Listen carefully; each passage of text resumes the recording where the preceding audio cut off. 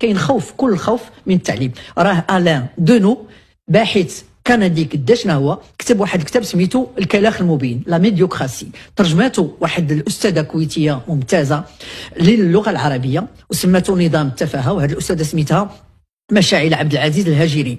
هذا الكتاب كيتباع ب 100 درهم، انا بغيت المغاربه كلهم يقراوه لانه فيه فصول كيبين لك كيفاش خربوا المدرسه وخلقوا نظام التفاهه وجابوا لنا التافهين هم الذين يحكمون. علاش جابوهم؟ باش يطبقوا هذا الشيء اللي بغاوهم يديروا. دابا راه الاساتذه التافهين هما اللي كيحكموا. معلوم التافهين هما اللي دابا في الواجهه هما اللي كيحكموا، ماشي بالضروره يكونوا كيفهموا، لان الامور مسطره من الفوق. خصو غير يسني على لي باغافور ويتركب في الطوموبيله المرسيدس ويمشي ويجي للبرلمان ما يقول لنا والو. حتى منين يجي للبرلمان كيقول لك سولوني في الحاجه الفلانيه. حنا مثلا رئيس الحكومه كيجي مره في الشهر للبرلمان كنبغيو حنا نسولوه على الحوايج اللي هي ذات اولويه، لا كيقول لك هذه المره غادي تسولوني على كذا. البارح كان مثلا وزير التربيه الوطنيه والتعليم الاولي والرياضه